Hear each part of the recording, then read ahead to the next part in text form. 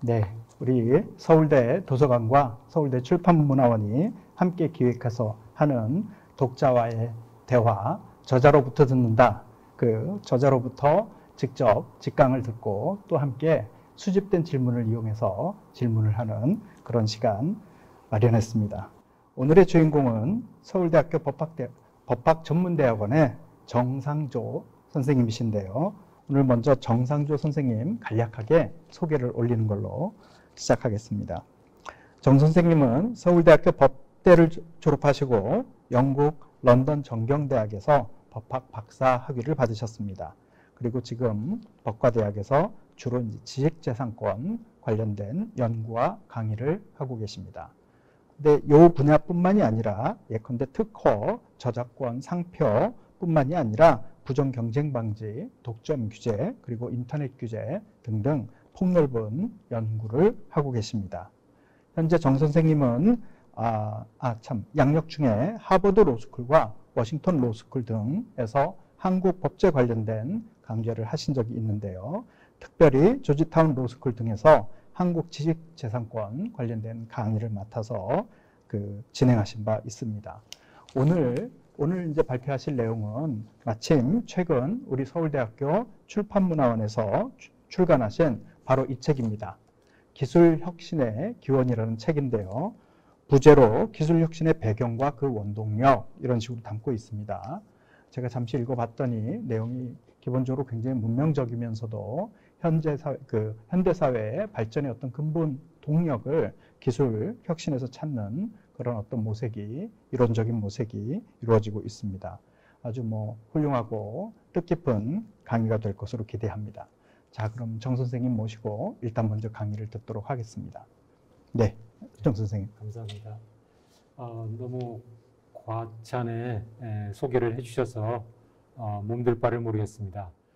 오늘 저자에게 듣는다 강연 프로그램을 마련해 주신 서울대학교 출판문화원, 서울대학교 중앙도서관에 진심으로 감사드리고 바쁜 시간에 오늘 강연을 사회 맡아주신 이준웅 원장님께 진심으로 감사드립니다. 제가 이 도서관에 오면서 이 강연을 알리는 현수막이 걸려 있는 걸 보고 참 큰 감동을 받았는데요. 현수막을 걸고 강연하는 것은 제 개인적인 경우로 처음입니다. 그래서 정말 출세했다, 정상조 출세했다, 그런 생각을 하게 됐습니다. 서울대학교 출판문화원이 많이 변하고 발전했다라고 저는 생각합니다. 단순히 독자를 그냥 소극적으로 기다리는 것이 아니고 저자와 독자가 대화할 수 있게, 소통할 수 있게 이런 좋은 기회를 마련해 주신 서울대학교 출판문화원에 거듭 감사드립니다. 제가 오늘 말씀드리려고 하는 것은 기술혁신이 어떤 나라에서는 잘 이루어져서 경제가 발전하는데 어떤 나라에서는 기술혁신이 정체되거나 퇴보하는 그러한 현상을 좀 원인을 찾아보면 그 대처 방안을 찾을 수 있지 않을까.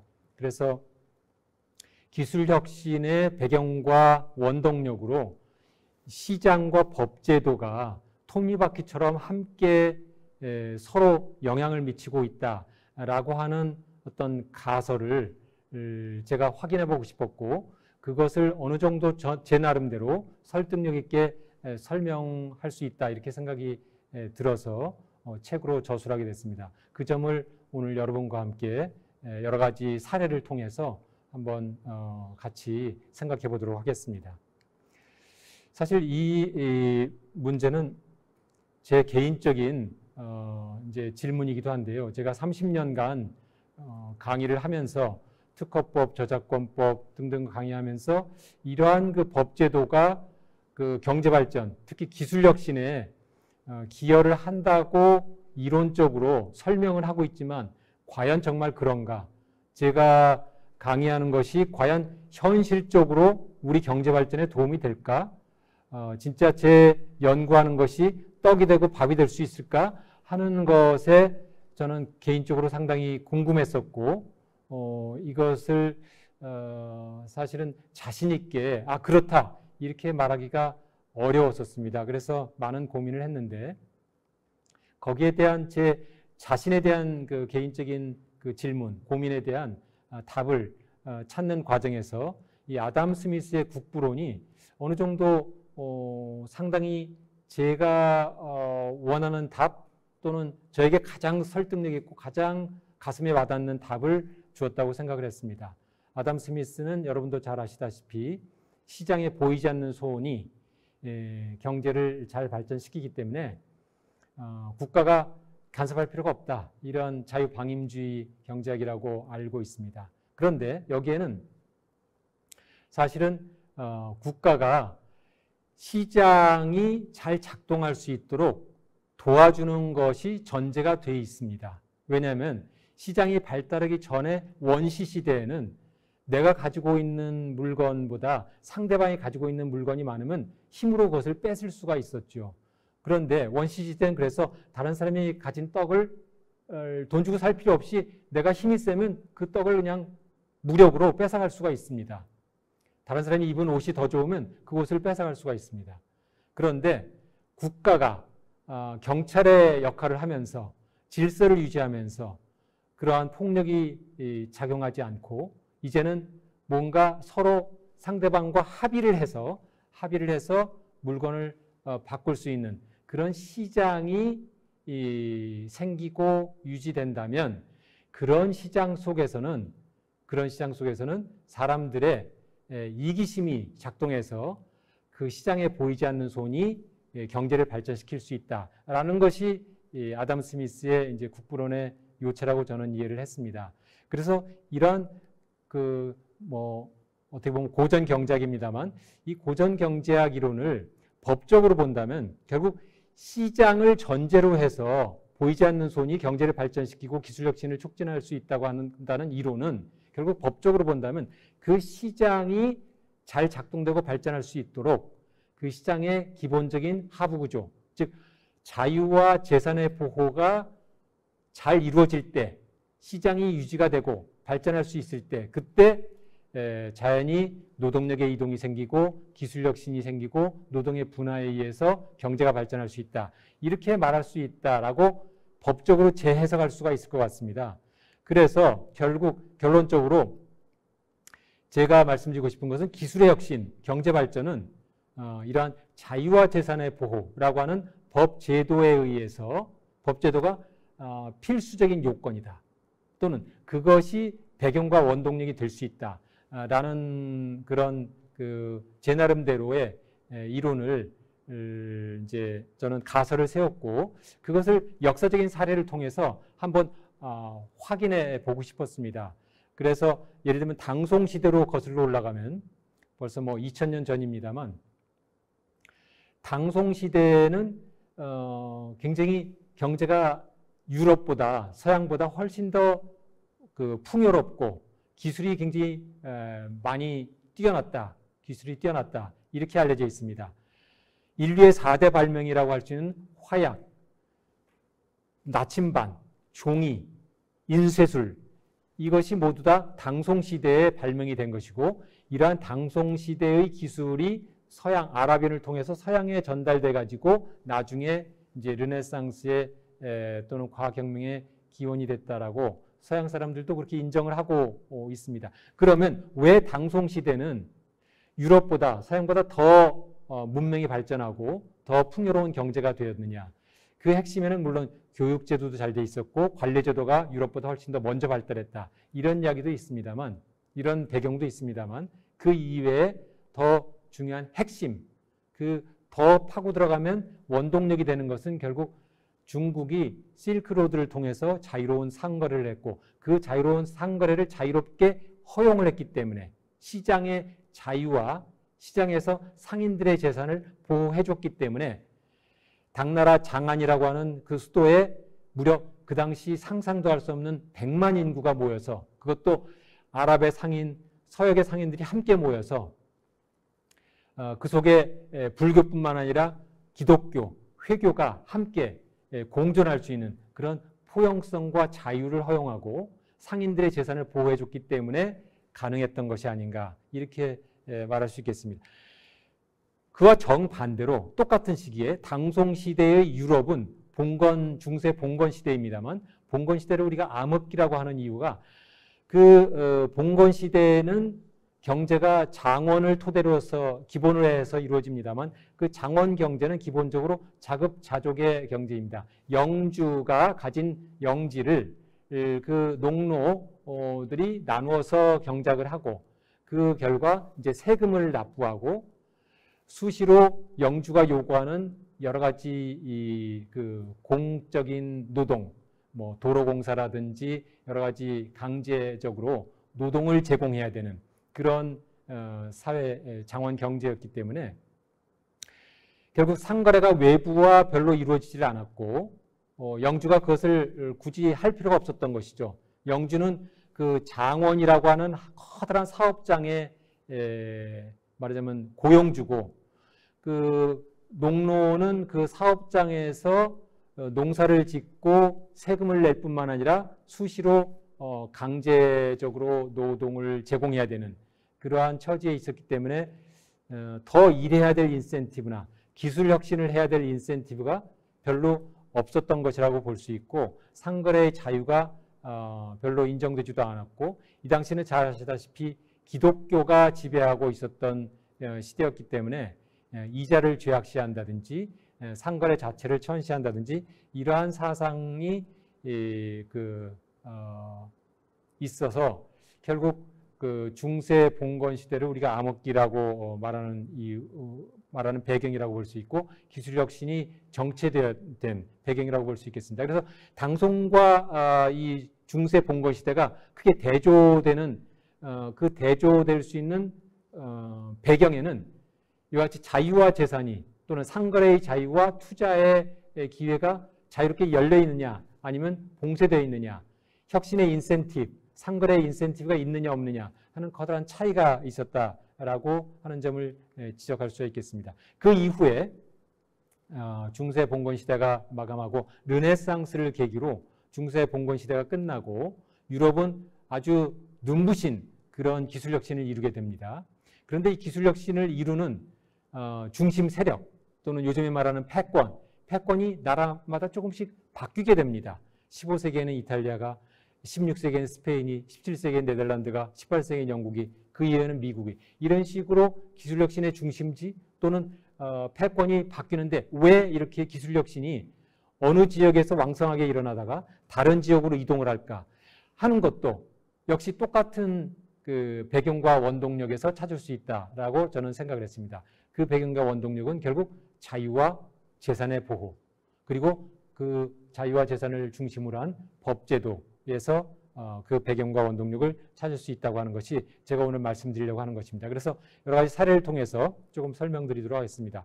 우선 15세기까지 중세 봉건 시대의 말부터 15세기까지 이탈리아가 유럽에서 가장 부강한 나라가 되었는데요. 왜 그랬을까요? 그것은 이탈리아는 지리적으로 여기 지도에서 보시다시피 알프스 산맥에 가로막혀 가지고 그 신성 로마 제국이라고 할까요?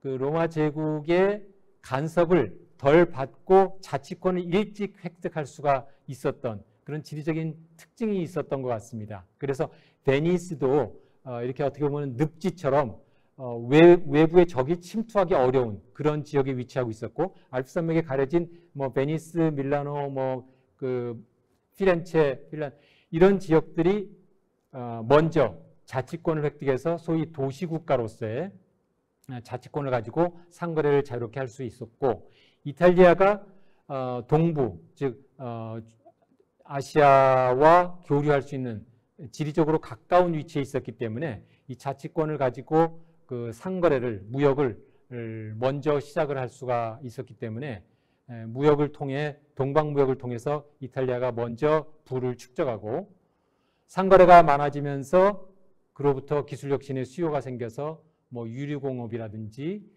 방직산업이라든지 선박건조라든지 이러한 기술이 굉장히 빨리 먼저 발전하기 시작을 했던 것입니다. 그리고 여기 뭐 보시다시피 자유와 재산의 보호가 그러면 자치권을 획득했다고 해서 어느 국가나 자치권을 가지고 있다고 해서 전부 다 자유와 재산을 보호하는 것은 아니죠. 그 자치권을 가지고 있어서 독재로 갈 수도 있고 자유와 재산을 보호할 수도 있는데 이 로마의 말하자면 로마 공화정의 영향을 받아서 자유와 재산을 보호하는 제도, 로마법의 전통을 이어받아서 자유와 재산을 보호하는 방향으로 발전을 했던 것으로 그렇게 추측이 됩니다. 그래서 여기에서 가장 많은 부를 축적한 사람이 바로 메디치 가문이고 여러분도 잘 아시다시피 메디치가 오늘날 그 경영학에서 말하는 복식부기의 원리를 개발한 그러한 장본인으로 알려져 있습니다. 그래서 메디치가 금융의 테크닉을 많이 발전을 시켰는데 많은 부를 축적을 해서 이 메디치가 예술을 후원하고 문학을 후원하고 과학을 후원해서 르네상스의 밑거름을 제공을 해줬다고 알려져 있습니다.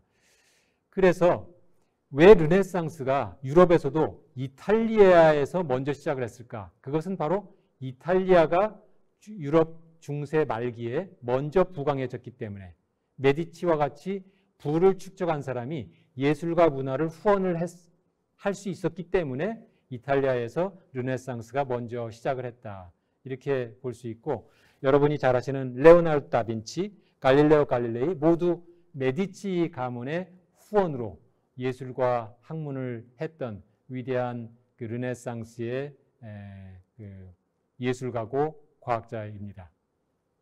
이 메디치가 후원한 과학자 중에 하나가 바로 한 명이 이 브루넬레스키라고 하는 사람인데요. 브루넬레스키는 이제 건축가이면서 과학을 하시는 분인데 이 브루넬레스키에게 그 바실리카 드 산 로렌초, 이 로렌스 그 대성당이죠.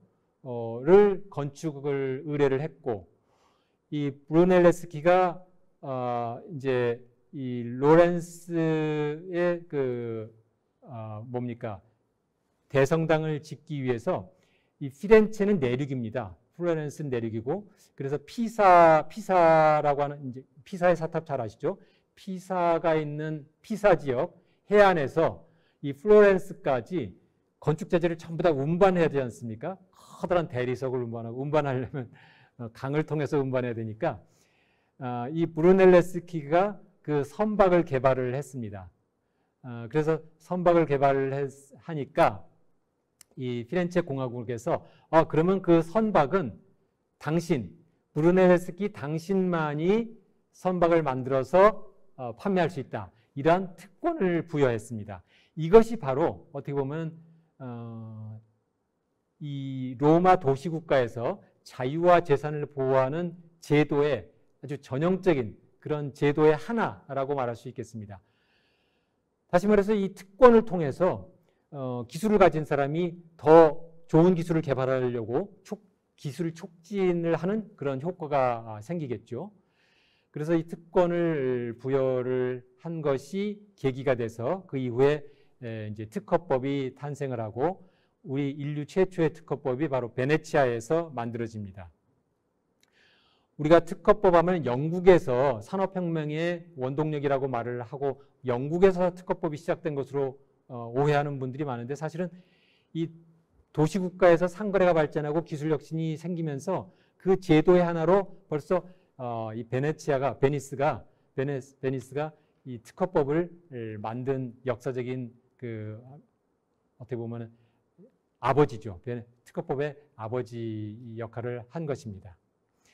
그래서 이탈리아가 이러한 자유와 재산의 보호를 통해서 기술 혁신과 그 부국 강병을 이루었는데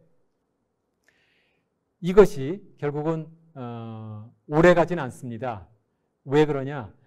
바로 그때 이제 구텐베르그가 독일에서 인쇄술을 개발을 해서 인쇄술에 의해서 이 이태리의 문명이 유럽으로 전파가 되는 거죠. 이태리에서 시작된 르네상스가 유럽 대륙으로 확산이 되는데 그러면서 우리 잘 아시다시피 종교개혁이 일어납니다.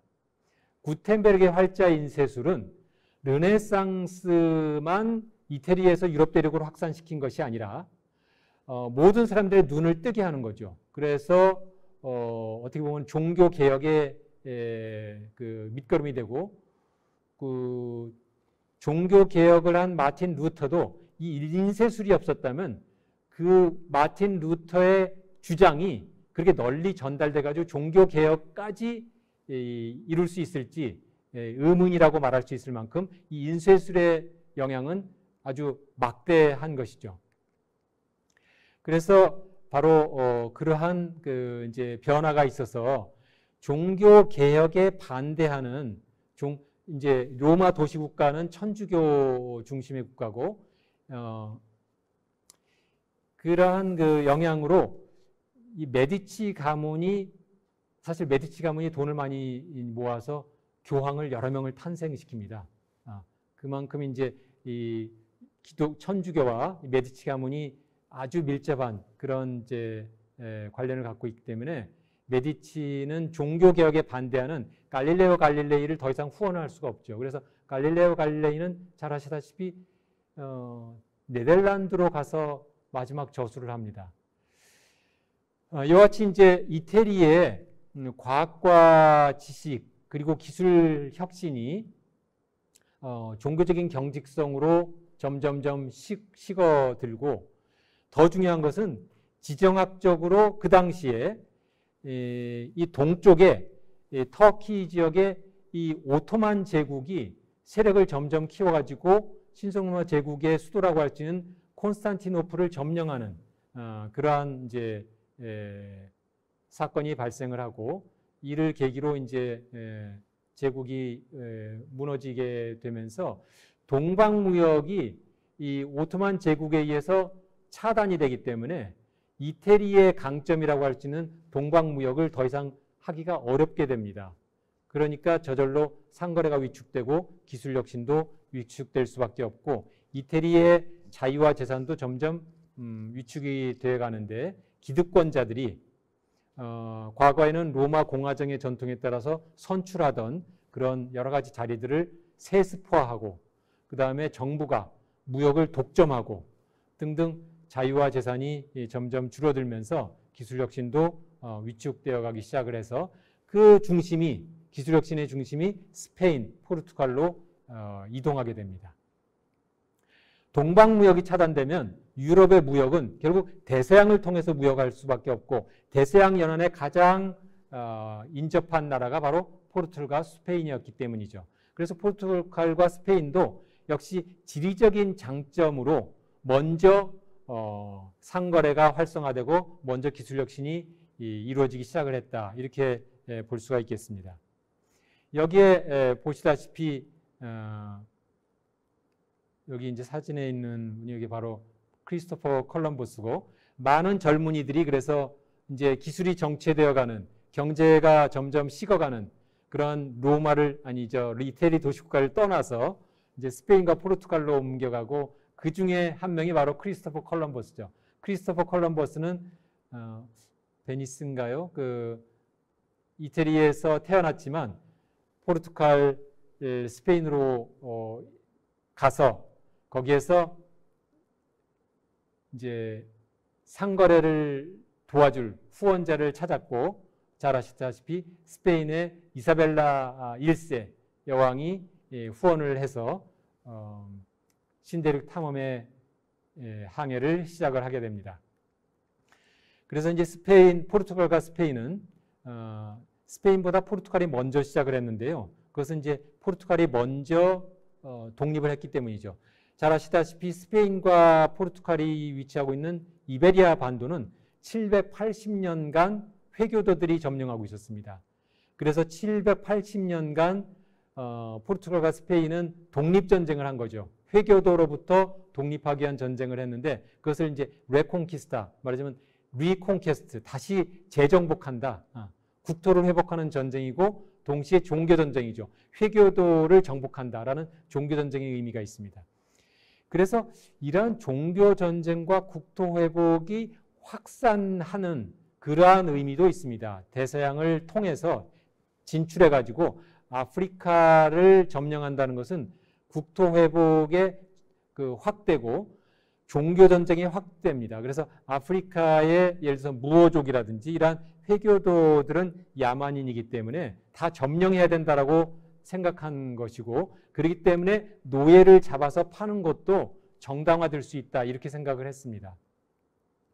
그러니까 기독교 사상의 원칙에 충실한다면 노예라고 하는 것을 인정할 수가 없겠지만 이 종교전쟁의 이름으로 그 노예를 잡아서 파는 것을 허용을 했고 심지어는 교황도 니콜라스 5세 교황도 만약에 그 노예를 개종시킬 수 있다면 그렇다면 노예 무역도 정당화될 수 있다 이렇게 허용을 했다고 합니다. 이와 같이 이 대서양 연안을 통해서 항해를 시작한 것은 어떻게 보면은 단순한 상거래의 차원을 넘어서 국토회복의 연장이고 종교전쟁의 연장이다 이러한 그 의미가 있고 그러한 의미로 사실은 한정됩니다. 그게 바로 스페인의 한계인데요. 그래서 스페인은 또 한 100년도 못 가서 다시 이 기술혁신이 정체되고 경제 성장도 멈추게 됩니다. 그래서 스페인이 이사벨 1세가 크리스토퍼 콜럼버스를 후원해서 대서양 항해를 시작하고 아메리카 남미의 금은보화를 약탈을 해서 부강한 나라로 발전을 했지만 필립 2세의 여러분도 잘 아시는 스페인의 아르마다 함대가 영국에 의해서 이제 파괴되면서 말하자면 참패를 당하면서 아르마다 대함대가 참패를 당하면서 이제 스페인의 패권은 기울고 다시 이 네덜란드로 이제 그 패권이 기술혁신의 중심이 옮기게 되는데요. 그럼 왜 스페인은 망했을까? 왜 그 기술혁신을 멈추게 됐을까?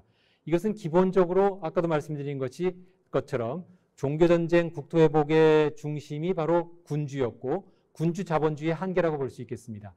군주가 투자를 하고 군주가 식민지를 개척하고 군주가 금은보화를 모두 다 가져가기 때문에 일반인들의 기술혁신의 인센티브가 그렇게 크지 않았던 그러한 한계가 있었던 것이고 초기에는 강력한 힘을 발휘할 수 있지만 장기적으로 지속적인 기술혁신이 불가능한 그런 구조적인 한계가 있었고요. 그 다음에 이제 아담 스미스도 지적을 했습니다만 스페인의 제도가 군주자본주의에 입각하고 있기 때문에 계속 식민지를 개척하려면 세금을 많이 부과해야 되고 세금을 많이 부과하는 것이 일반 국민들에게 과다한 부담이 돼서 그 경제활동의 제약의 요인이 되었다.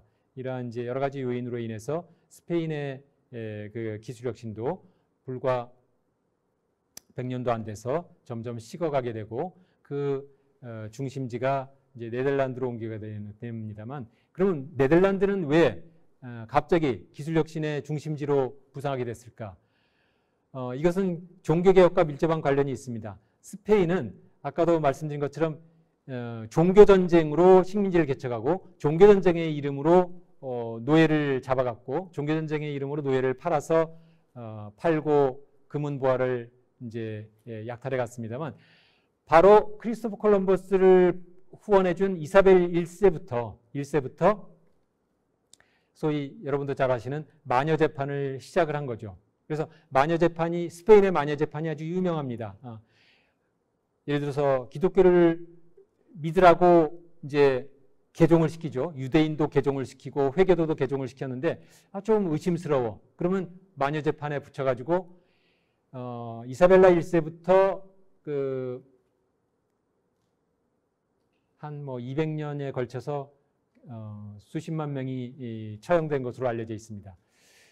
그래서 많은 그 기술자들이 이 마녀재판을 피해가지고 간 곳이 바로 자유의 땅 네덜란드였습니다. 네덜란드에는 신교도들이 종교의 포용성과 자유를 누릴 수 있는 지역으로 알려져서 많은 신교도 또는 여러분도 잘 아시는 위그노 또는 유대인도 가고 많은 기술자들이 네덜란드에 모여서 상거래와 기술혁신을 해서 네덜란드의 황금기가 그 다음에 만들어지게 됩니다.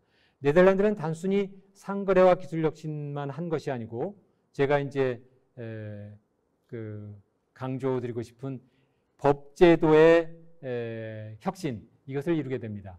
여러분도 잘 아시는 동인도 회사, 최초의 동인도 회사, 그 주식회사 형태로 만든 동인도 회사는 네덜란드가 1602년에 설립을 했고, 그 동인도 회사의 주식을 군주가 가지고 있는 것이 아니고 누구든지 내가 10원이 있으면 그 10원을 가지고 주식을 살 수 있는 그런 오늘날의 금융 제도를 만들어낸 거죠. 그래서 증권거래소, 암스테르담 증권거래소가 인류 최초의 증권거래를 시작한 암스테르담 증권거래소가 바로 이때 1617세기 초에 네덜란드에서 그 문을 열고 증권거래를 시작을 합니다. 그래서 기술혁신의 기초라고 할 수 있는 상거래의 자유와 재산이라고 하는 것은 결국 자본의 조달, 투자를 촉진해야 해서 가능한 것인데, 그 투자를 가능하게 하는 금융제도, 증권거래제도를 바로 증권거래제도와 주식회사 제도를 이 네덜란드 사람들이 개발을 해서 발명을 한 것이죠. 그러한 제도적인 그 정비, 시장에서 자유와 재산을 보호하는데 그 자유와 재산을 어떻게 보호할 것이냐, 자본주의적인 방법을 개발한 나라가 바로 네덜란드였던 것이고, 그래서 전 세계 많은 그 상거래를 통해 가지고 부국 강병을 이루고, 일본에 진출한 나라도 네덜란드가 유일하죠. 왜냐하면 일본은 쇄국 정책을 펴면서도 이 네덜란드만큼은 데지마라고 하는 조그마한 그 섬에 머무르게 하면서 그 데지마에서의 머무는 네덜란드를 통해서 쇄국 정책을 펴면서도 계속 과학 기술을 배울 수가 있었기 때문에 일본의 사실 메이지 유신도 이 네덜란드를 통해서, 데지마 섬을 통해서 서양 문물을 계속 받아들였기 때문에 가능했다고 다들 알려져 있죠. 아무튼 이렇게 네덜란드도 그래서 황금기를 누리게 됩니다만, 그 황금기에, 네덜란드의 황금기의 배경에는 자유와 재산의 보호, 재산의 보호를 위한 자본주의적인 제도의 혁신, 이런 것이 있었다, 이렇게 요약해서 말씀드릴 수 있고, 이러한 네덜란드의 황금기도 17세기 말에 이제 마감을 하게 되는데, 이것은 다분히 지정학적인 요인이라고 저는 분석을 합니다. 즉 람야르, 이게 정확한 발음인지 모르겠습니다. 람피아르 1672년에 영국과 프랑스 그리고 독일의 뮌스터와 쾰른이 동시에 공격을 합니다. 네덜란드가 북왕한 나라인데 이것은 배 아픈 거죠. 그러니까 영국과 그리고 프랑스도 상거래를 더 많이 하고 싶은 거죠. 그러니까 네덜란드를 공격을 해서 이제 상거래를 봉쇄하고, 프랑스와 영국이 이 상거래를 이제 많이 하기 위해서 네덜란드를 공격을 했고, 그래서 그 이후에 이제 네덜란드는 이러한 지정학적인 그 영향으로, 그리고 소국이죠. 굉장히 소국이기 때문에 소국의 말하자면 서러움을 받은 것이라고 할 수 있습니다. 그래서 이때부터 이제 그 상거래가 많이 제약을 받게 됩니다. 그런데 공교롭게도 이 1672년 영국과 프랑스의 공격에 대응해서 싸운 그 당시 네덜란드의 왕이 윌리엄 3세인데요. 오렌지 공이죠. 윌리엄 3세가 그 영국과 프랑스의 공격을 받으면서, 독일의 뮌스터 켈른의 공격을 받으면서 이제 깨달은 것이, 우리는 너무나도 조그마한 나라구나. 그리고 외교적으로 영국과 프랑스가 협력을 하면 우리는 죽는구나 라는 것을 깨닫고, 이 협력을 깨트려야 되겠다. 영국을 먼저 공격하든지 프랑스를 공격하든지 한쪽을 먼저 공격을 해야 되겠다. 이런 생각을 하고 있던 차에, 여러분도 잘 아시다시피 그로부터 그러니까 10년 후쯤 1689년에 명예혁명이 일어나죠. 그래서 그 이제 영국의 의회파 이제 귀족들이 윌리엄 3세 오렌지공 영국으로 좀 와주시오, 영국을 공격해 주시오, 이렇게 부탁하지 않습니까? 왜냐하면 윌리엄 오렌지공의 부인이 메리죠, 메리 여왕이죠. 이 메리가 그 영국의 그 당시 누굽니까? 제임스 2세인가요? 그 왕의 후손이죠. 그러니까 왕이 승계를 할 수 있는 이제 공주였기 때문에 바로 이 메리를 여왕으로 이제 승계하게 하기 위해서 윌리엄 3세로 하여금 영국을 공격해 주시오라고 해서 이 윌리엄 3세가 커다란 함대를 끌고 영국을 공격합니다. 그래서 공격을 했지만 아무런 전쟁 없이 무혈 입성해서 명예혁명, 피 흘리지 않고 혁명을 완성을 해서 그 왕당파를 다 처단하고 이제 그 왕이 되죠. 그래서 윌리엄 3세와 메리가 공동으로 왕위를 공동으로 승계를 합니다. 공동으로 그 왕위에 오르게 되는데 그 이후에 영국이 한 것이 바로 이제 권리장전의 선포죠.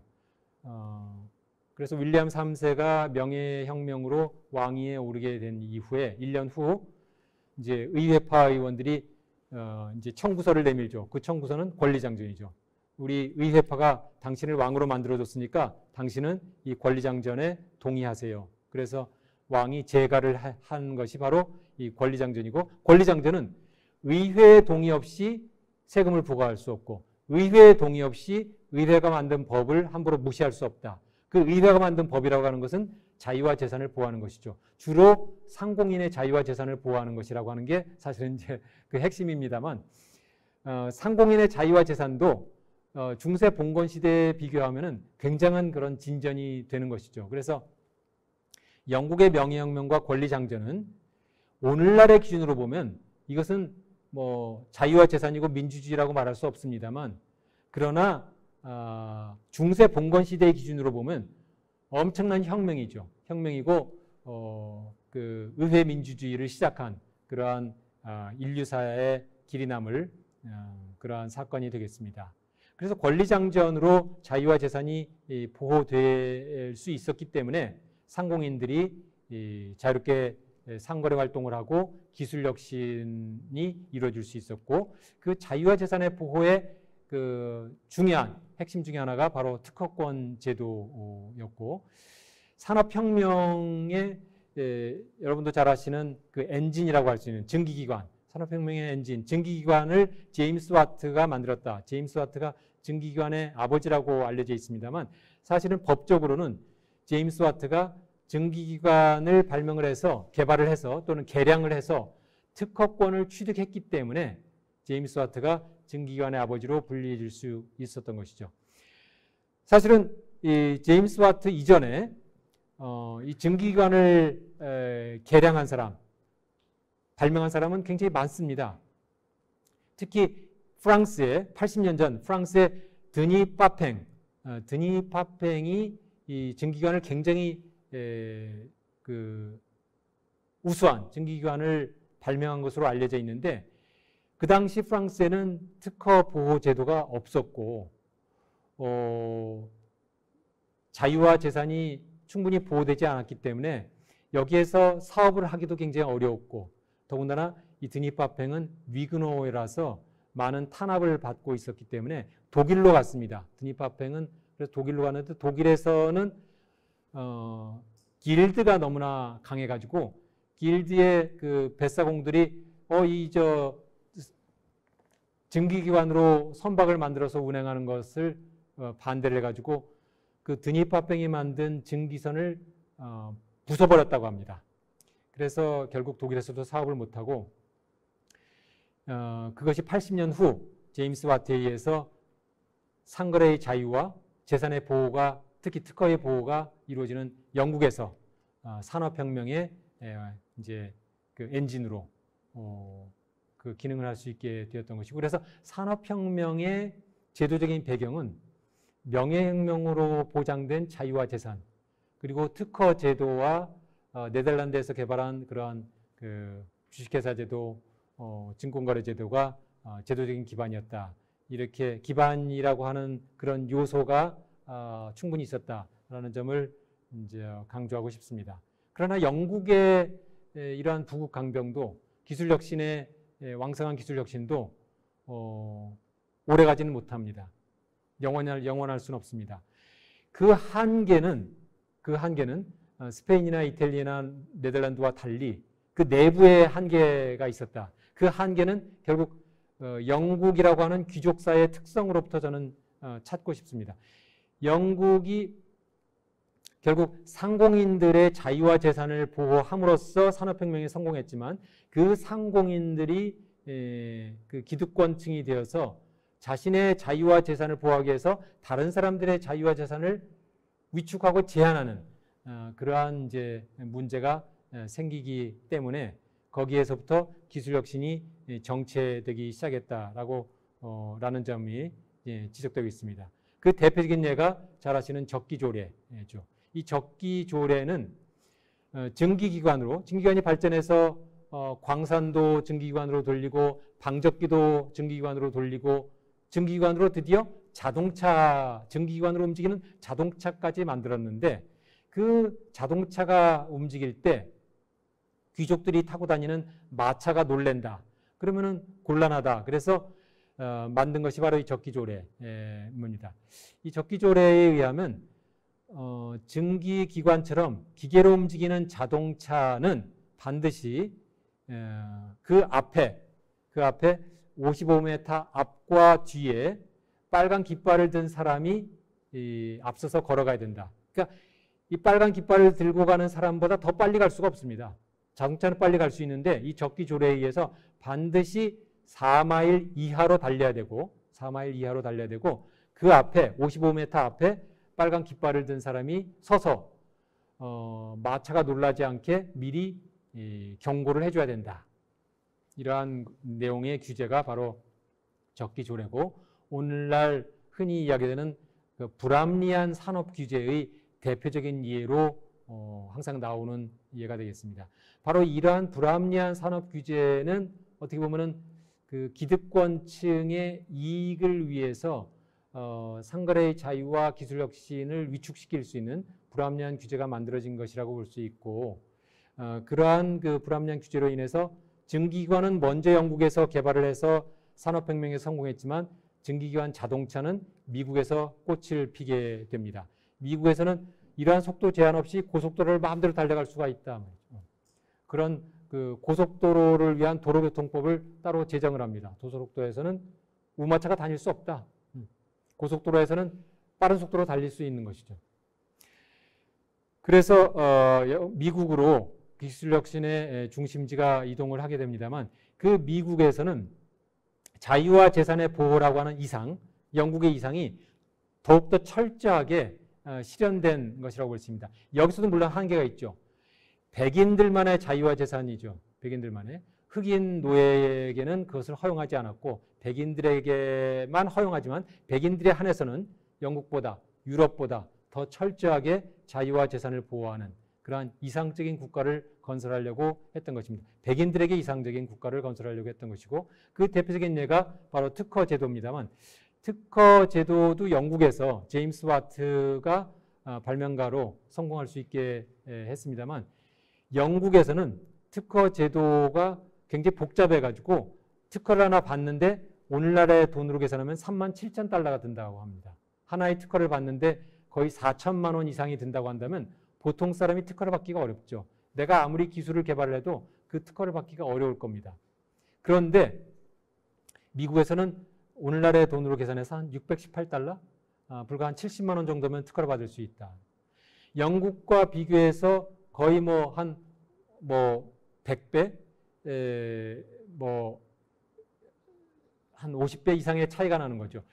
그렇기 때문에 여러분도 잘 아시는 에디슨과 같이 교육도 받지 못하고 또는 가난한 사람도 기술만 개발을 하면 특허를 받아서 미국의 제2차 산업혁명을 성공시킬 수가 있었던 것이다. 이렇게 말할 수 있겠습니다.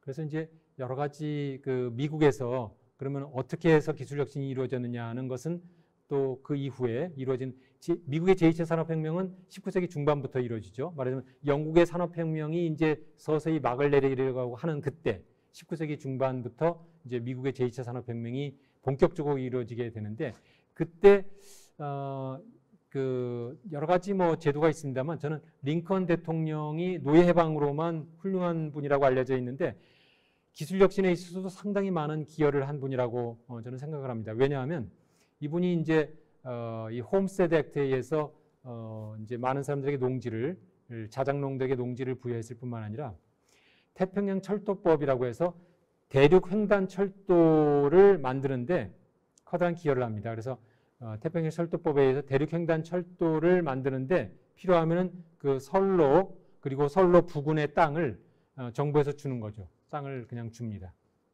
그래서 대륙 횡단 철도를 만드는 것은 대한민국이 해방 이후에 경부고속도로를 만들고 철로를 깔면서 경제 발전의 그 기반을 만든 것과 아주 비슷한 원리죠. 이렇게 철도를 만들면서 철도 관련된 금속 그 철광 산업도 발전을 하고 철 제조업도 발전을 하고 유통이 발전하면서 상공업이 이제 굉장히 발전을 해서 2차 산업혁명이 성공을 하고 그다음에 토지교부금을 이제 토지교부금법을 만들었는데요.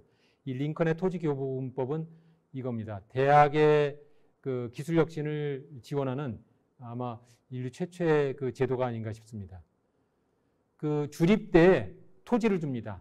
토지를 줘서 그 토지를 팔거나 활용해서 연구개발을 해라. 그래서 농업기술을 개발을 하고 국방기술을 개발하도록 토지를 줍니다. 토지를 줘서 오늘날로 치면 대학에 연구비를 주는 거죠. 연구비처럼 토지를 교부금으로 주는 거죠. 그래서 대학의 기술혁신을 통한 미국의 그 산업의 발전, 산업혁명의 그 씨앗을 만들었다고 볼 수 있겠습니다. 이제 그 제가 결론적으로 말씀드리고 싶은 것은 이 법이 이 기술혁신과 시장에 좋은 영향 주고 나쁜 영향도 줄 수 있는데 그 좋은 영향을 줄 수 있는 기술혁신을 촉진할 수 있는 그러한 법제도의 핵심에는 이런 자유와 재산이 있다. 재산에는 여러 가지가 있지만 또 특허제도라든지 그 상거래를 자유를 보호할 수 있는 여러 가지 제도들이 있다 하는 그런 그 내용이 되겠습니다. 그래서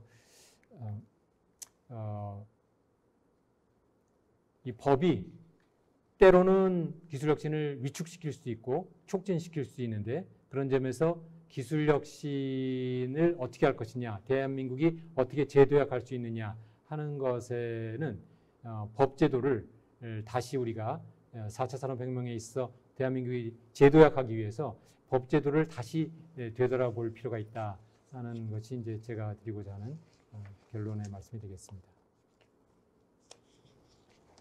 네, 강의 아주 잘 들었습니다. 오늘 아주 강의 내용이 사실은 기술혁신의 기원과 발전 조건 뭐 이런 것들을 역사적으로 탐구하는 내용이기 때문에 약간 좀 딱딱하지는 않을까 이런 걱정도 했었는데요.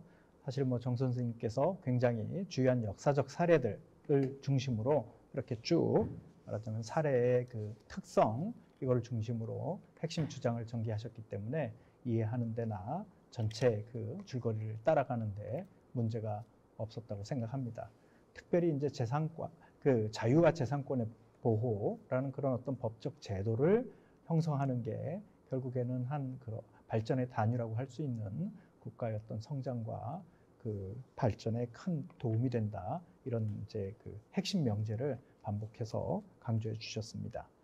자, 그러면 미리 사실은 이 책에 대해서 이제 토론회를 한다고 했을 때 많은 분들이 우리 그 도서관의 홈페이지를 통해서 질문한 내용들이 있습니다. 그래서 그 내용들도 있고 또 지금 이렇게 인터넷을 통해서 유튜브를 통해서 질문이 실시간으로 들어오는 것도 있습니다. 그것들을 이렇게 쭉 정리해서 제가 몇 가지 이렇게 여쭤보겠습니다. 그래서 이 응답과 그 질문과 응답의 형식으로 이 후반부를 진행하도록 하겠습니다. 그 질문이 상당히 다채로웠어요. 왜냐하면 이 주제 자체가 기술의 혁신 뭐 이런 내용이기 때문에 그랬다고 생각합니다. 그래서 제가 보기엔 약간 그 현실적인 것들, 우리나라에서 지금 바로 제기되는 그런 문제서부터 사례로, 그 다음에 이제 마지막으로는 약간 일반적이고 이론적인 것으로 이렇게 나아가면 어떨까 그 생각을 해봤습니다. 그래서 먼저 구체적인 몇 가지 이제 그 질문을 해보자면, 여기 지금 요 그 도서관 사이트를 통해서 들어온 질문인데요. 굉장히 약간 그 반직관적인 질문이라서 재밌다고 생각해서 한번 여쭤보고 싶습니다. 정 선생님께.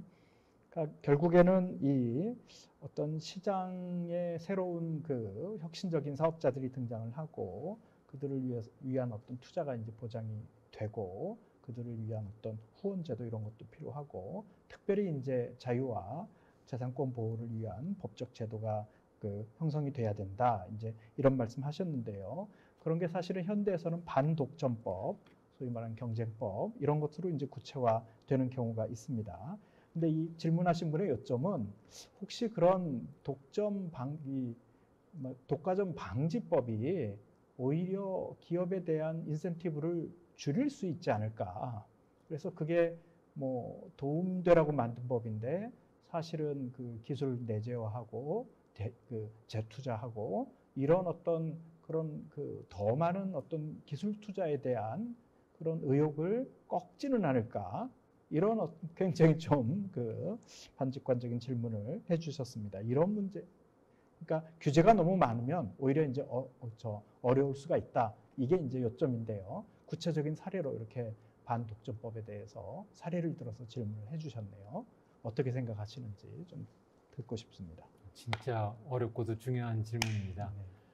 독점규제법은 그 법 자체에 관한 그 상당히 복잡한 이론들이 있으니까 그렇죠. 그걸 다 설명드리기 어렵습니다만 기본적으로는 그 시장의 자유로운 경쟁을 보장하기 위해서 아담 스미스가 생각하고 있는 자유로운 시장을 보장하기 위해서 국가가 간섭하지 않는 자유방임이 좋지만 그러나 시장이 제 역할을 하지 못할 만큼 어떤 독점의 피해가 생기면 국가가 개입해서 그 시장을 자유로운 상태로 되돌리자 하는 게 이제 본래의 이상이죠. 맞습니다. 본래 이상입니다만 그러나 여기서 문제는 그 자유로운 상태, 시장의 자유로운 상태가 무엇이냐 여기에 대해서 이제 사람마다 또는 이해 집단마다 대기업과 소기업 또는 기업과 소비자, 정부와 기업 간의 그 시각차가 있기 때문에 그런 점에서 이제 그 독점규제법이 본래 이상은 아담 스미스가 말한 대로 자유로운 상태로 회복시키기 위한 것이지만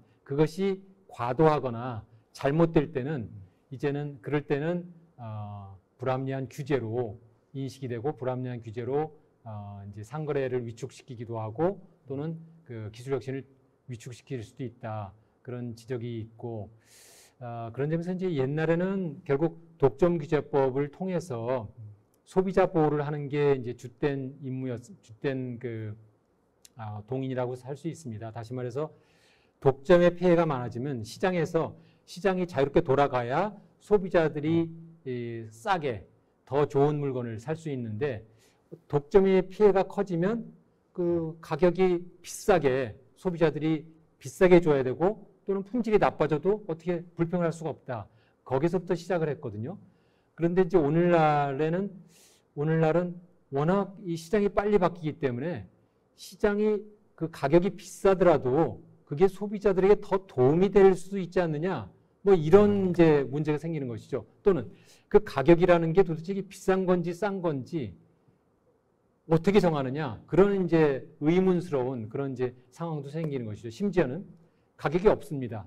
인터넷처럼 무료로 막 그 소비자들에게 주는데 다른 쪽에서 예를 들면 뭐 광고라든지 또는 다른 시장에서 소비자를 괴롭게 할 수 있는 거죠. 그래서 옛날과 다른 방식으로 이제 독점규제법을 해석을 할 필요가 있다. 이제 이런 문제가 생기고 있고 둘째로는 그 소비자의 그 후생이라고 하는 것을 그래서 이제는 가격만 보거나 물건의 품질만 봐서는 도저히 그 답을 찾을 수가 없기 때문에 그렇다면 그 분야에 기술 혁신에 어떤 영향을 미치느냐.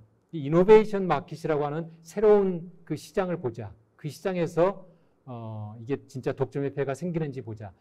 이러한 그 새로운 또 접근법이 생기고 이래서 결국 독점규제법의 이상은 원래 자유로운 시장을 회복시키자는 것입니다만 그것이 과하거나 잘못됐을 때는 시장 불합리한 규제로 비춰질 수 있고 그것을 이제 막기 위해서 결국 많은 그 고민과 연구를 해야 될 것 같습니다. 네, 그렇군요. 그러니까 애초에 이 질문자의 그런 어떤 염려나 그 의도가 뭐 이유가 전혀 없는 것은 아니었네요. 그러니까 애초에는 뭐 소비자 보호 이런 쪽으로 반독점 규제가 이루어졌지만은 그 최근에 등장하는 새로운 어떤 사안이나 이런 그 문제점들을 보면 기술의 혁신의 차원에서 보면 또 이제 다른 기준을 적용할 수도 있는 문제니까요.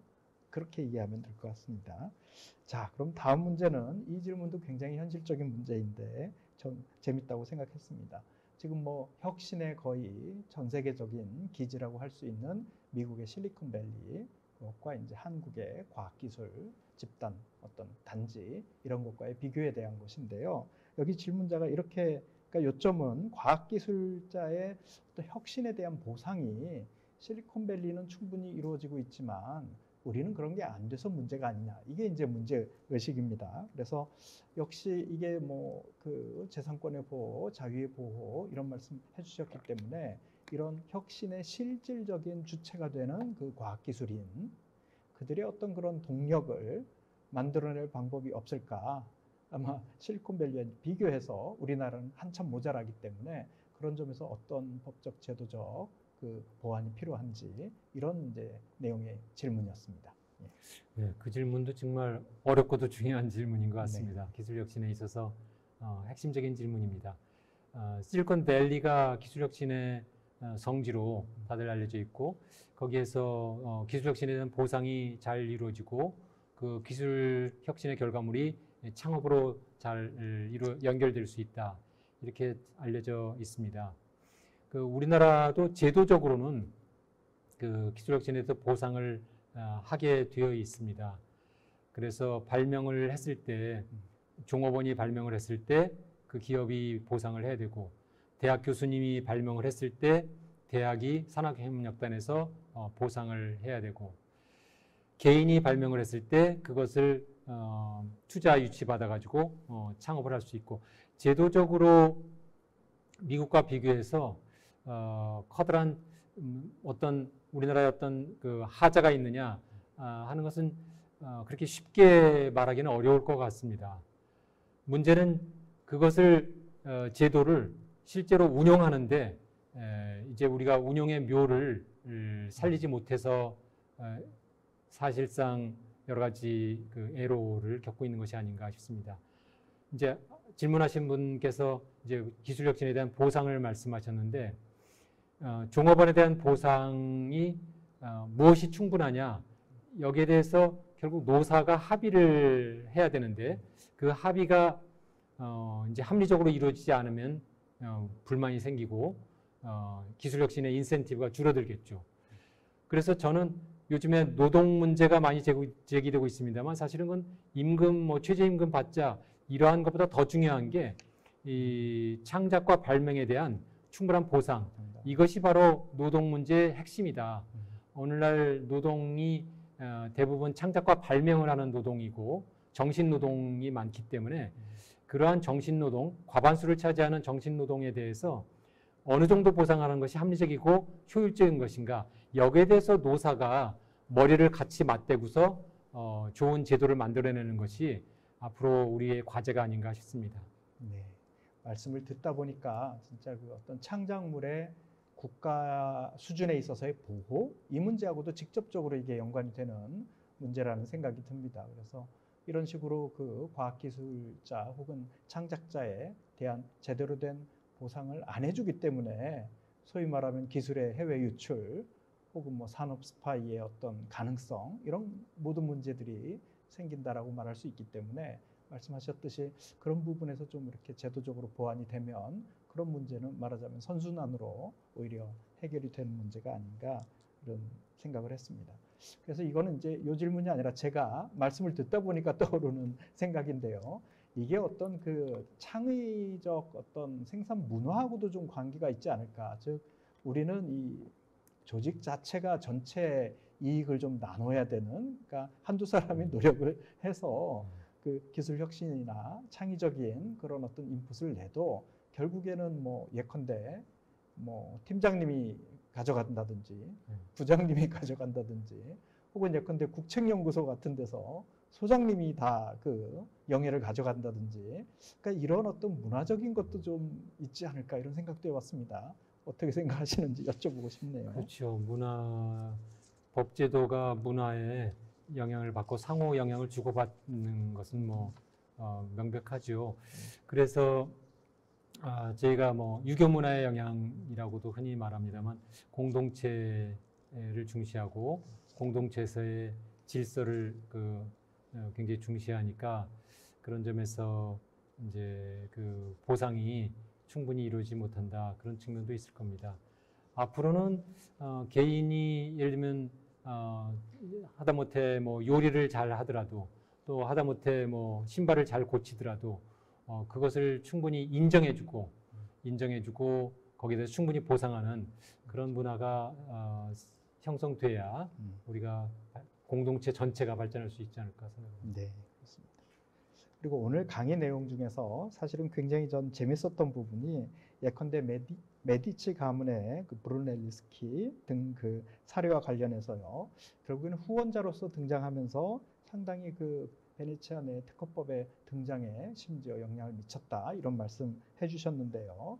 그런 어떤 후원자 모형을 그렇게 역사적 사례로 설명해 주신 게 예컨대 최근에는 뭐 이게 후원자 모형하고 이게 명확하게 구분은 안 되겠습니다만은 후원에 의한 성과라기보다는 말하자면 그 보상을 노려서 하는 일종의 투자 개념으로 이제 그 도움을 주는 거잖아요. 그래서 그걸 이제 꼭 그게 구분이 가능한지 모르겠습니다만은 저는 비전문가로서 후원자 모형과 구분되는 뭐 이른바 투자자 모형 이런 게 이제 있을 수가 있다고 생각하는데 지금 선생님께서 말씀하신 네덜란드 증권거래제도의 등장을 통한 그런 어떤 네덜란드의 새로운 어떤 그 부강한 등장 이런 것들이 이제 그 근대적인 투자자 모형의 성립이라고 말할 수 있겠습니다. 그런데 어쩐지 현대 사회는 이 후자 투자자 모형이 압도적으로 지금 지배하고 있는 것 아닌가요?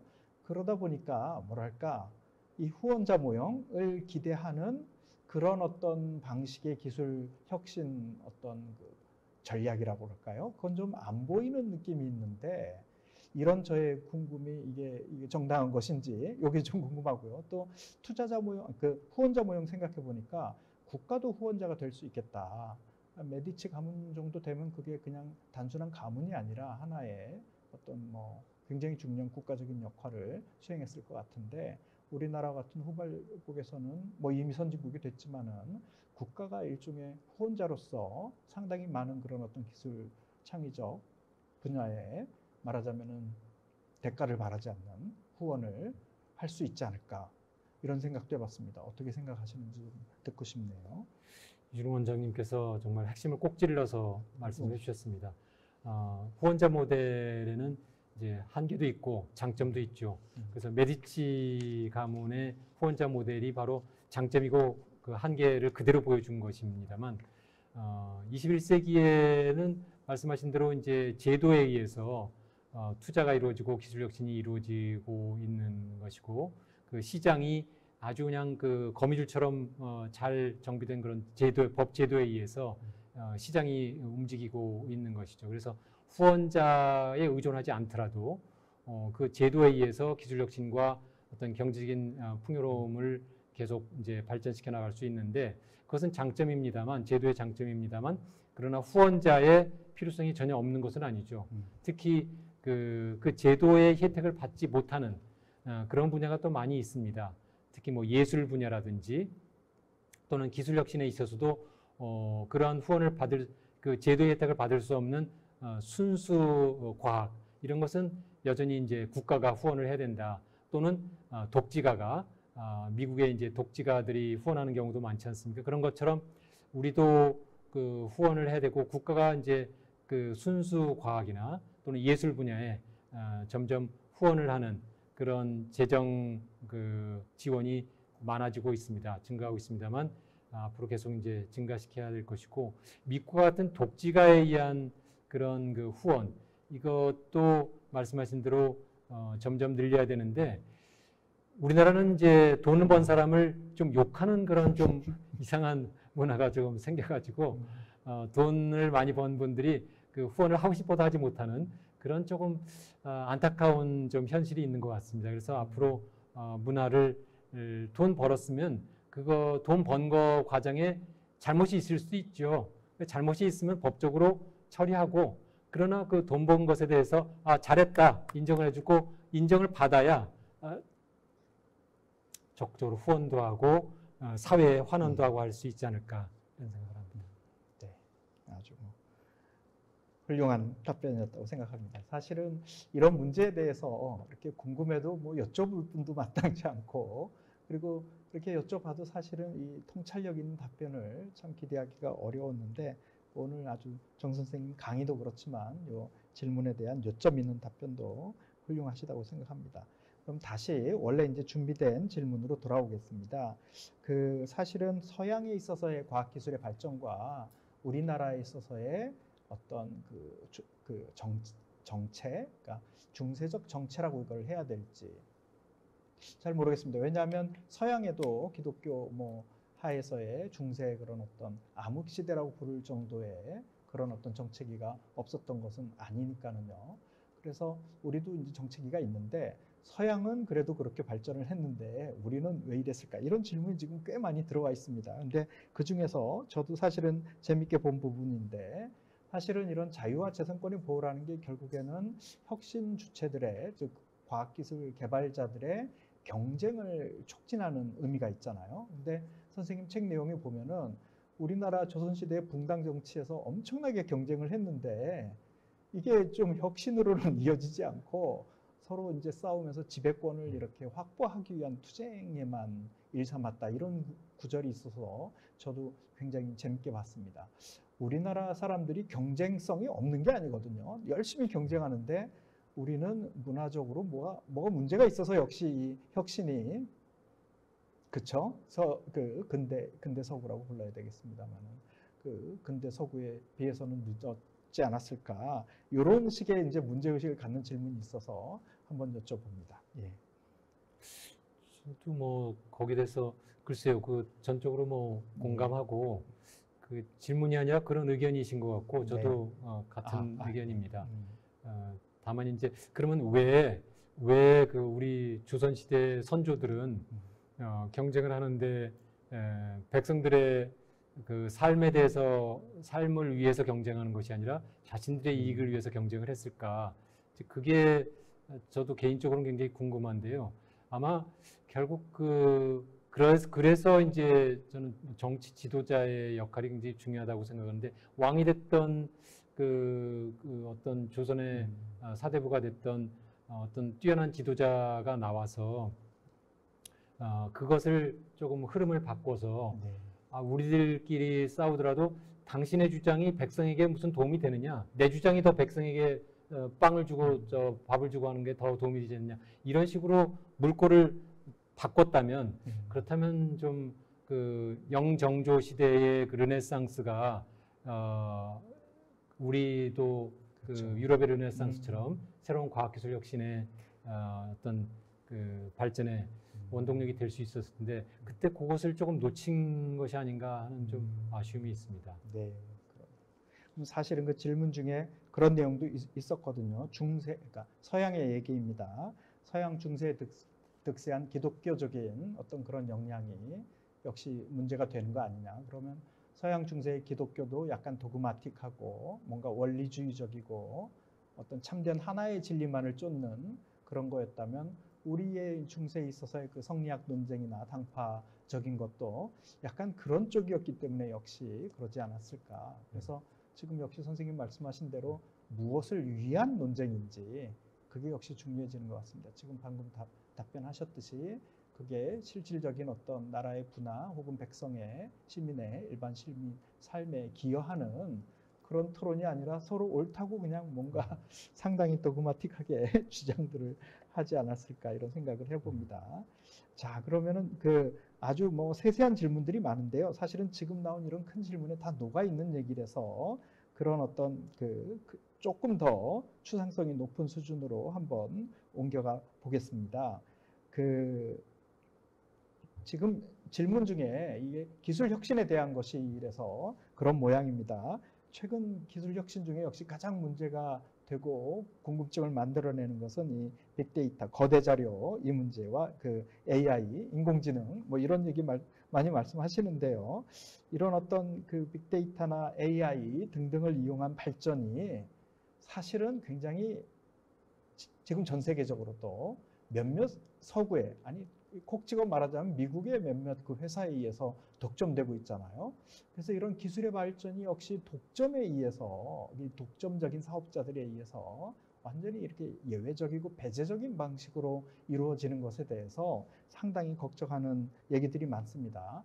그래서 그들은 결국 재산권과 자유를 완벽하게 누리고 있죠. 하지만은 나머지 사람들은 그 구글의 유튜브를 쓰거나, 우리도 지금 유튜브로 방송하고 있는데 그걸 쓰거나 말거나 할 자유만 있지 어떤 다른 자유는 없는 것 같아서요. 그래서 바로 이 문제, 이런 어떤 기술이 더 고도화될수록 독점 사업자에게만 유리하다. 이게 이제 그 문제의식의 핵심인 것 같습니다. 이 문제에 대해서는 어떻게 생각하시는지 견해를 여쭙고 싶습니다. 정말 어려운 질문이시고 정말 문명사적인 그런 이제 화두라고 생각합니다.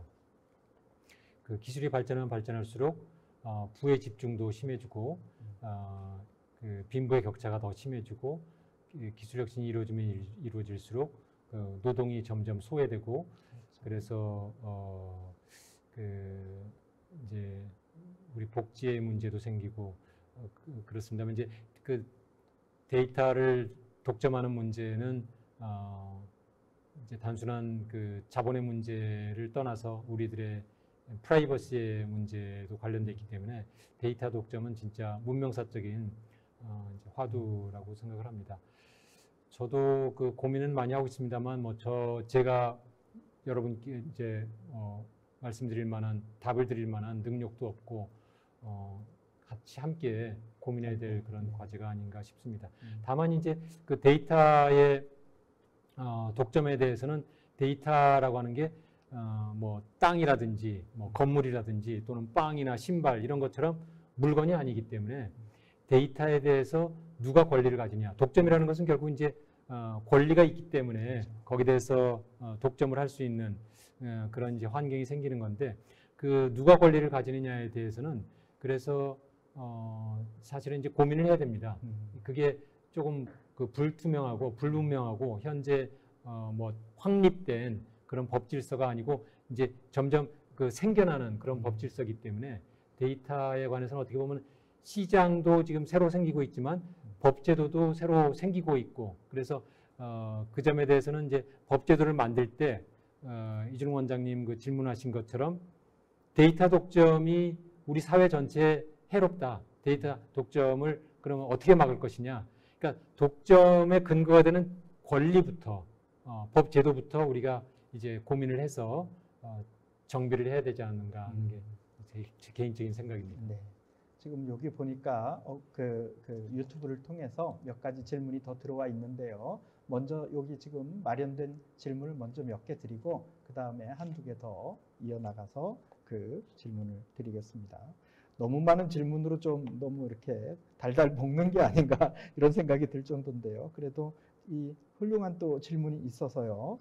이 동양서양의 기술 혁신의 역사 이걸 이제 쭉 보다 보면 약간 그러니까 이 저서에서는 지금 그 다루긴 했지만 약간 부족하다고 보는 부분이 이분의 지금 견해는 자연과의 조화, 즉 기술의 발전과 자연과의 조화에 관련된 그런 어떤 그 얘기입니다. 그래서 에너지 기술의 발전은 좋은 일이지만 뭐 기후 문제라든지 이런 것들을 또 만들어내니까요. 그래서 그 둘 간의 어떤 그 대립적인 갈등이 지금 벌어지고 있는 것 같은데 혹시 기술적인 이런 어떤 에너지 위기나 혹은 이 기후 위기의 문제 이런 것도 혁신으로 대처 가능할까요? 이게 이제 질문의 내용입니다. 그래서 일종의 기술 혁신론을 끝까지 역시 믿어야 될지 아니면 역시 혁신의 어떤 윤리적이고 규범적인 혹은 우리 인류의 생존과 관련된 어떤 그런 핵심 가치를 이렇게 부과해서 제어를 해야 되는지 이게 이제 질문의 요체인 것 같습니다. 어떻게 생각하시는지 궁금합니다. 정말 거대한 담론을 네, 이제 그런 질문이 왔습니다. 거대합니다. 네. 네. 저는 뭐 개인적으로는 기술 혁신에 의해서 기후 변화 문제도 해결할 수 있고 기후 변화도 기술혁신으로 해결해야 된다고 저는 생각을 합니다. 말하자면 원시시대로 기후변화 때문에 원시시대로 돌아갈 수 없고 저희가 더 이상 원시시대로 돌아가기도 어렵습니다. 그러니까 원자탄이 터져서 우리가 원시시대로 돌아가는 것이 아니라 그 원시시대로 돌아간다 하더라도 결국 해결은 기술혁신에 있기 때문에 기후변화도 기술혁신으로 이제 해결해야 된다고 저는 생각을 하는데 다만 이제 그걸 경제학적으로 보면은 결국 외부 효과인데요. 이제까지 선진국이 기술혁신의 이익을 다 누려왔죠. 그래서 북강병을 이뤘는데 그 외부 효과에 대해서 책임은 안 진 거죠. 그러니까 우리나라도 마찬가지고 대기업도 마찬가지인 거죠. 기술혁신으로 돈을 많이 벌었는데 그 외부 효과에 대해서 책임을 안 지고 거기에 대해서 이제 그 책임은 인류 전체가 부담하자, 나눠 갖자 하는 이제 논리이기 때문에 결국 기후 변화에 대한 그 해결책은 기술혁신과 동시에 그 외부 효과에 대한 책임을 나눠서 어떻게 분산시킬 것인가 하는 것이 아마 정치적으로 굉장히 어려운 문제가 아닌가 싶습니다. 그렇습니다. 자, 그럼 요 큰 질문, 마지막 질문 하나 남아 있습니다. 이게 사실은 여기 제가 갖고 온 질문지 모음 중에 첫 번째로 있었던 거예요. 그래서 저도 읽으면서 아유, 이렇게 좀 큰 질문을 어떻게 하셨나 싶은데 또 이제 이어지는 질문인 것 같아서 굳이 또 말씀을 드립니다. 그러니까 선생님의 이 책 그리고 오늘 강의 내용 이렇게 쭉 보면은 결국엔 이런 기술 혁신이라는 게 어떤 성장을 위한, 발전을 위한 그런 어떤 조건처럼 이렇게 논의가 돼 있습니다. 그런데 이제 질문자의 의도는 그 성장이라는 게 혹시 경제적 성장만을 말하는 것이면 그러면 좀 뭔가 부족하지 않나 이런 이제 문제의식을 갖고 계십니다. 그래서 어떤 사회의 고도화, 이 말은 좀 애매하지만 사상체계의 발전 이런 말씀도 하셨고요. 제가 보기엔 뭐 이 경제적 성장과 대조되게 어떤 문화적 그 창달이나 혹은 정치적 발전 이런 식으로 이제 얘기할 수도 있을 것 같습니다. 선생님이 말씀하신 그런 어떤 자유와 재산의 보호 이거를 통해서 그런 어떤 민주주의 같은 제도의 발전 혹은 뭐 민족 문화의 창달 이런 어떤 문화적인 발전도 가능할까요? 이게 질문의 내용이 되겠습니다. 정말 어렵고 중요한 질문입니다.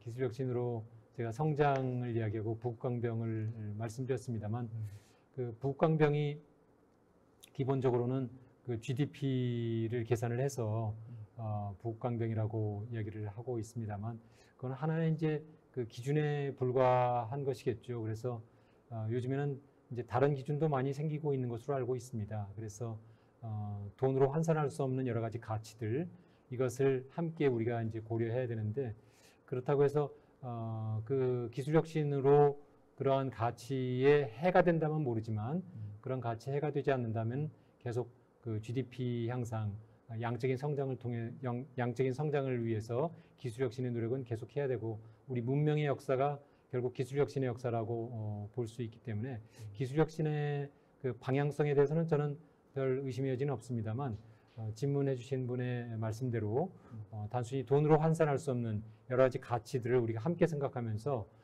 그러한 돈으로 환산할 수 없는 가치는 어떻게 우리가 향상시키고 높일 수 있는, 더 늘릴 수 있을 것인가 이 점은 기술혁신과 별도로 우리가 또 추가로 연구하고 노력해야 될 거라고 생각합니다. 자, 그럼 마지막으로 지금 유튜브에 들어와 있는 질문이 있어서 그거 지금 한 3개 들어와 있는데요. 마침 2개의 질문이 서로 약간 이렇게 반대되는 얘기라서 종합해서 이 질문으로 만들 수가 있을 것 같습니다. 우리 이 두 번째 질문자는 말하자면 우리나라가 R&D가 적은 나라가 아니라는 거죠. R&D 많이 하고 있는데 어쩐지 우리는 정부 쪽에서의 R&D 투자 및 개발은 많고 민간 쪽은 굉장히 제한적이다. 이런 식의 이제 말씀을 하시면서 그런 어떤 그 불균형 이거를 이제 통제할 수 있는 방법은 없을까? 이게 이제 질문의 내용입니다. 근데 그 바로 밑에 또 어떤 분은 이런 특허 출원과 같이 이런 어떤 기술 개발을 위해서 기본적으로 지불해야 되는 비용들이 있는데 이게 너무 이제 또 많이 드니까 사실 민간 기업으로서는 이런 거 다 대응하기가 어렵다. 그래서 특히 이제 국제 특허라든지 이런 것들은 국가가 출원 비용을 좀 이렇게 지불하는 것에 대해서, 그러니까 국가 보조에 의한 그러니까 더 많은 이제 R&D 지원을 말씀하시는 거죠. 그래서 역시 이렇게 이게 기술 혁신에 대한 어떤 지원 체계에 대해서도 굉장히 상반된 두 가지 입장이 질문에 의해서도 이렇게 나오고 있는 것 같습니다. 그래서 국가 위주가 아닌 민간 부분의 투자를 어떻게 늘릴 것인가라는 이 문제의식과 아직도 역시 국가가 좀 이렇게 나서서 도와줘야 할 부분이 아직도 많은 거 아니냐. 특히 이제 국제 특허 출원에 있어서의 보조라든지 이런 이제 질문이 있는데 어떻게 생각하시는지 좀 얘기를 듣고 싶습니다. 그런 이제 문제는 미세한 조정의 문제일 거고 결국 긍정적인 요소와 이제 부정적인 요소가 있기 때문에 일률적으로 말하기는 참 어려울 것 같습니다. R&D의 경우에도 우리 정부가 이제 R&D 그 재정 지원을 많이 하고 있고요. 예산 투입을 많이 하고 있고, 이제 민간 분야의 R&D를 어떻게 증가시킬 수 있느냐 하는 것은 그것은 기본적으로는 시장에서 필요한 만큼 R&D가 이루어지는 것이기 때문에 그것을 강제해서 늘리려고 하면 물론 기술 혁신에 도움이 되는 측면이 있지만 또 그 부작용도 있을 수 있기 때문에 그것을 일률적으로 그게 민간 R&D를 늘리도록 강제해야 된다, 하지 말아야 된다 이렇게 일률적으로 말하기는 참 어려운 것 같습니다. 특허 출원 비용도 마찬가지입니다만 그 특허 출원 비용이 실제로 이제 어떻게 보면 무역에 정부 부당한 불법 지원이 될 수도 있고 여러 가지 생각할 요소들이 있기 때문에 그렇게 해서 도움이 되고 어떤 문제가 없는 그런 방법이 있다면 이제 찾아서 적극적으로 이제 건의를 해주시면 반영을 하고 또 그것을 만약에 그런 게 있다면 이제 연구를 해봐야 되겠죠. 그러나 간단한 문제는 아닌 것 같습니다. 네, 역시 그렇습니다. 자, 그럼 오늘 아주 긴 시간 동안 강연도 1시간짜리 꽉 채워서 하시고 질문도 거의 지금 30분 넘게 거의 아주 구체적인 그런 어떤 반독점법과 이 기술의 혁신의 관계에 대한 문제서부터 약간 문명사적인 그런 논의까지 굉장히 폭넓게 엄청난 그 내용을 소화하셨습니다. 오늘 이렇게 강의해 주시고 또 그 어려운 질문에 정말 훌륭한 통찰력과 함께 그리고 상당히 이렇게 부드럽게 말씀하시는 게 굉장히 설득력이 있으시네요. 이렇게 말씀해 주신 정상조 선생님께 박수를 드리면서 오늘 강연을 마치겠습니다. 자, 감사합니다.